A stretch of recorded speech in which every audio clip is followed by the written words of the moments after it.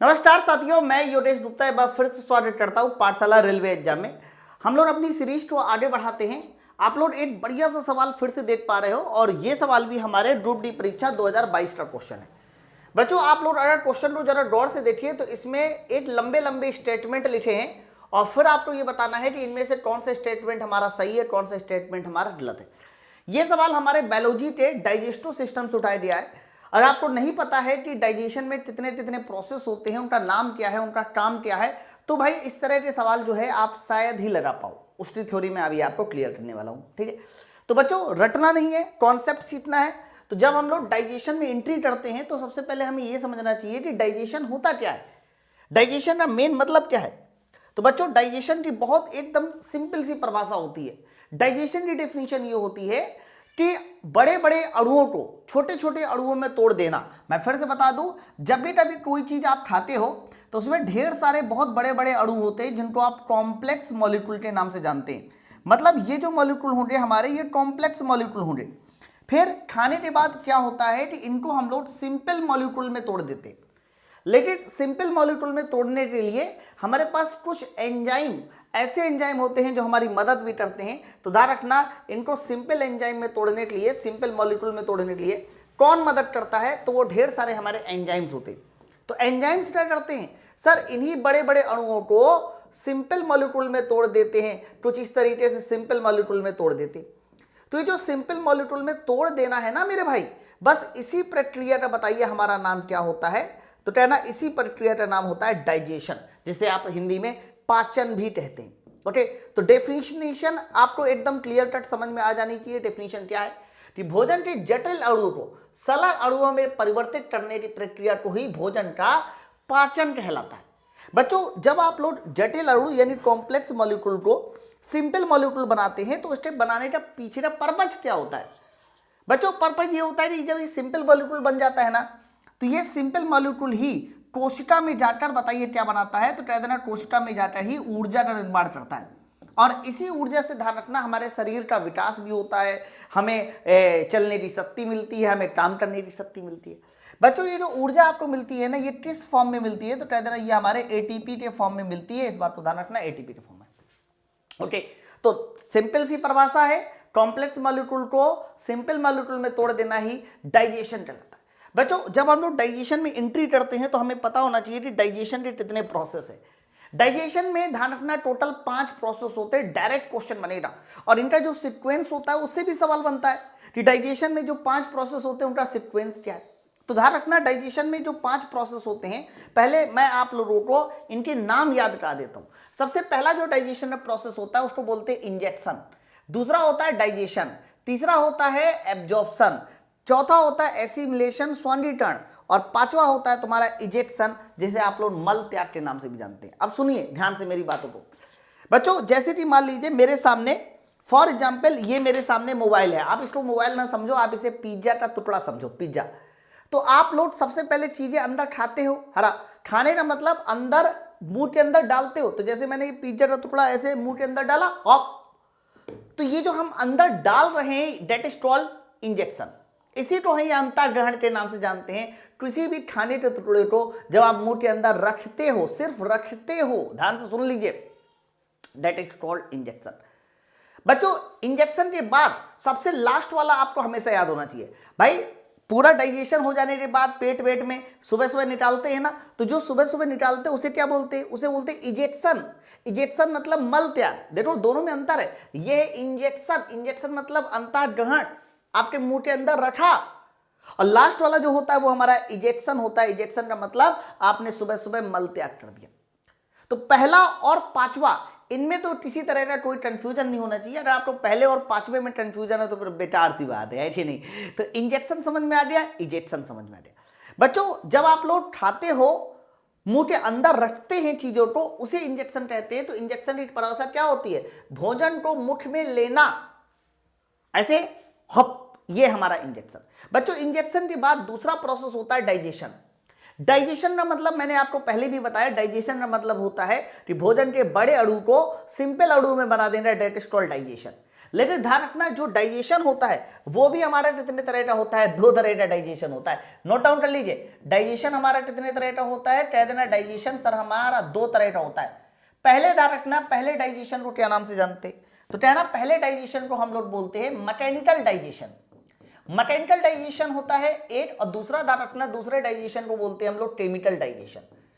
Mechanical digestion क्या sir, mechanical digestion का मतलब होता है कि आप किसी भोजन के टुकड़े को ऐसे चबा रहे, तो दांतों की मदद से जब हम भोजन को तोड़ते हैं, जैसे कि मान लीजिए आपने रोटी का एक बड़ा टुकड़ा लिया, फिर आप दांतों की मदद से उसको पीसते हैं ना, तोड़ते हैं ना, तो ध्यान रखना जो दांतों की मदद से पीसा जाता है, तोड़ा जाता है, उसे ध्यान रखना मैकेनिकल डाइजेशन के नाम से जाना जाता है।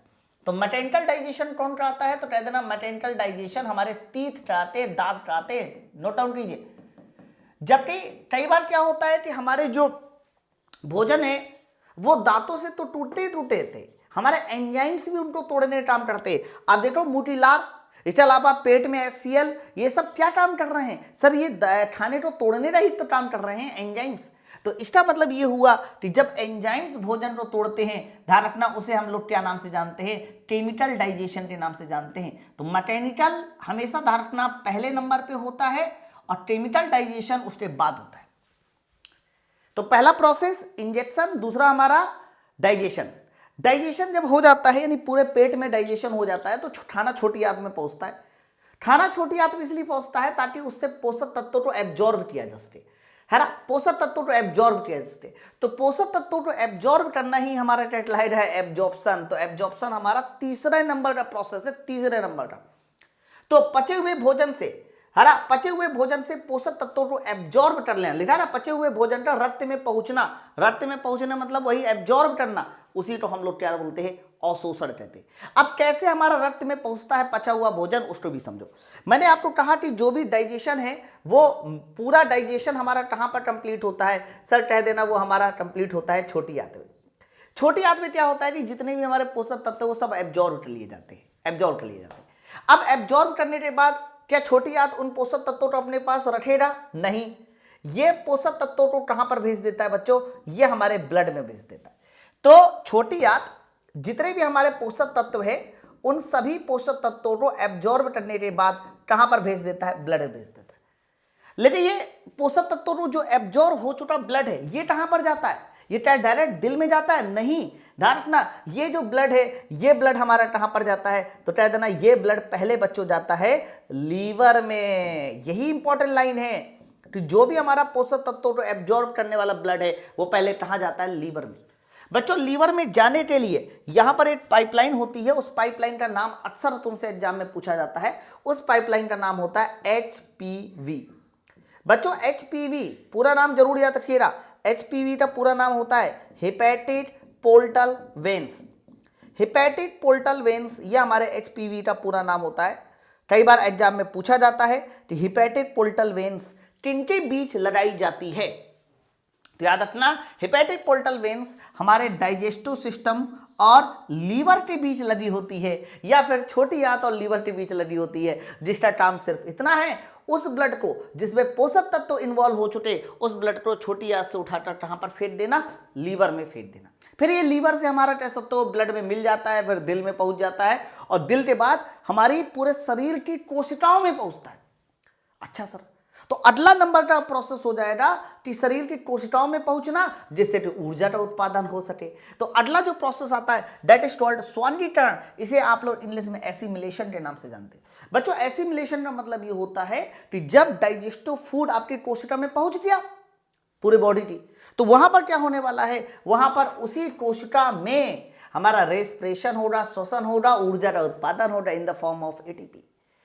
इसीलिए बोला गया है कि कोशिका द्वारा पचे हुए भोजन का उपयोग करना, कोशिका द्वारा पचे हुए भोजन का उपयोग करना वो हमारा एसिमिलेशन कराता है, स्वांगीकरण। और लास्ट में क्या होता है, लास्ट में कुछ नहीं, जो आपका अनडाइजेस्टेड फूड है जिसका आपने पाचन नहीं कर पाए हैं वही तो सुबह सुबह वो बन जाता है? तो जो अनडाइजेस्टेड फूड है वो हमारा जब एनएस की मदद से बाहर निकल जाता है दैट इज कॉल्ड इजेक्शन, जिसको आप मल त्याग कहते हैं। कई बार हम लोग मल त्याग का एक दूसरा नाम भी देते हैं बच्चों, इसी को कई बार हम लोग डेफिकेशन के नाम से भी जानते हैं। डेफिकेशन का मतलब होता है शौच, है सोच, आपने एक नाम सुना होगा शायद, सोच नहीं सोच, सोच, सोच मतलब सुबह सोच है, समझ रहे होंगे मेरी बात को, सोच नहीं सोच, है ना। ओडीएफ का नाम सुना होगा, मैं नगर पालिका में जेई हूँ तो मुझे इन सब चीज़ों की बड़े जानकारी है। ओडीएफ का नाम सुना है, ओपन डेफिकेशन फ्री, मतलब ओपन डेफिकेशन फ्री का मतलब ये खुले में शौच मुक्त, ठीक है। तो लास्ट वाला जो इजेक्शन होता है उसको हम लोग डेफिकेशन के नाम से भी जानते हैं। अब एक बार रिवाइज कर लेते हैं कि भाई 5 प्रोसेस क्या है, ताकि हमेशा के लिए याद हो जाए। पहला हमारा इंजेक्शन, दूसरा हमारा डाइजेशन, तीसरा हमारा एब्जॉर्प्शन, चौथा हमारा एसिमिलेशन। लोड पता है, एब्जॉर्प्शन और एसिमिलेशन में हमेशा कंफ्यूज हो जाते हैं। तो पहले हमारा ध्यान रखना है एब्जॉर्प्शन होता है और शोषण होता है, उसके बाद ही तो एसिमिलेशन ऊर्जा मिलेगी, लास्ट में हमारा इंजेक्शन। ओके, चलो अब इसके पॉइंट मैंने आपको क्लियर कर दिए हैं, नोट डाउन कर लीजिएगा। अब हम लोग क्या करने वाले हैं कि ये जो क्वेश्चन है इस क्वेश्चन का सोल्यूशन करने वाले, बट ये वाले क्वेश्चन को रेलवे ने गलत दिया है। पहला क्वेश्चन आपको समझ में अभी आ जाएगा 2 मिनट में। लोगों की शिकायत थी सर आप केवल हिंदी में पढ़ा रहे हैं, तो मैंने इसी क्वेश्चन को इंग्लिश में भी ले लिया है ताकि आपको कोई कंफ्यूजन ना हो।